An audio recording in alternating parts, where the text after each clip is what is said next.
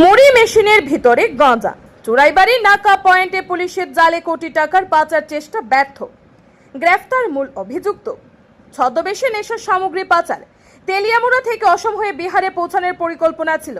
ত্রিপুরার গাঁজা পাচার চক্রে নিত্য নতুন কৌশল পুলিশের কড়া নজরে এড়াতে পারল না। মুড়ি তৈরির মেশিনের ভেতর লুকিয়ে পাচারের ছক কষেছিল একটি চক্র, তবে শেষমেশ তা ধরা পড়ে গেল পুলিশের তৎপরতায়। চোরাইবাড়ি থানার পুলিশের অভিযানে কোটি টাকারও বেশি মূল্যের গাঁজা সহ একটি লরি জব্দ করা হয়েছে।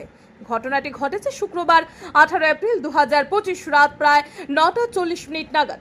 অসমগামী একটি 6 চাকার mini lorry number TR01AQ1516 Choraibari নাকা পয়েন্টে পৌঁছলে সন্দেহভাজন হিসেবে সেটিকে আটক করেন চোরাইবাড়ি থানার ওসি খোকন সাহা ও এসআই মালসম হালামের নেতৃত্বে টহলরত পুলিশ দল।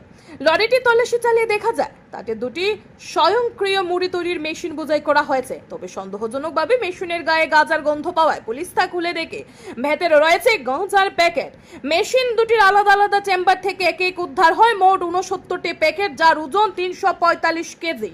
উদ্ধার হওয়া এই শুকনো গাঁজার কালোবাজারি মূল্য প্রায় 1,03,00,000 টাকা বলে জানান অতিরিক্ত পুলিশ সুপার জে ডার্লো। ঘটনার সঙ্গে জড়িত সন্দেহে লরির চালক মনিতা মোহন জমাতিয়া, বয়স 45, পিতা কৃষ্ণবাসী জমাতিয়া, খোয়াই জেলার তেলিয়ামুড়ার খামারবাড়ি এলাকার বাসিন্দা, তাকে আটক করা হয়েছে। প্রাথমিক জিজ্ঞাসাবাদে চালক জানায় গাঁজা চালানটি খোয়াই শহরের পদ্মবিল এলাকা থেকে বোঝাই করে অসমে নিয়ে যাওয়ার কথা ছিল, পরবর্তী গন্তব্য ছিল বিহার।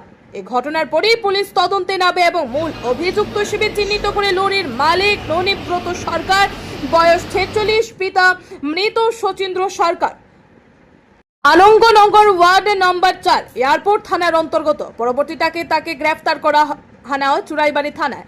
পুলিশ 14 জুলাই 2025 সকাল 10:30 আইন অনুযায়ী প্রক্রিয়া মেনে তাকে নিজ বাড়ি থেকে গ্রেফতার করে ধৃতের স্বাস্থ্যকেন্দ্র পরীক্ষা করা হয় কদমতলা সামাজিক হাসপাতালে।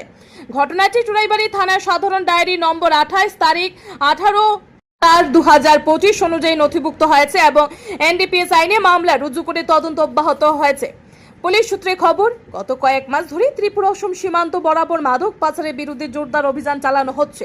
ফলে মাদক মাফিয়ারা কিছুদিন চুপ থাকলো, ফের অত্যাধুনিক ও প্রতারণামূলক পন্থা অবলম্বন করে সক্রিয় হওয়ার চেষ্টা করছে। তবে পুলিশের সজাগ দৃষ্টিতে এবারও তারা ব্যর্থ হয়েছে। চোরাইবাড়ি থানার পুলিশ ও গোটা ত্রিপুরা পুলিশের এই তৎপরতা মাদক পাচার প্রতিরোধে একটি বড় সাফল্য হিসেবেই দেখা হচ্ছে।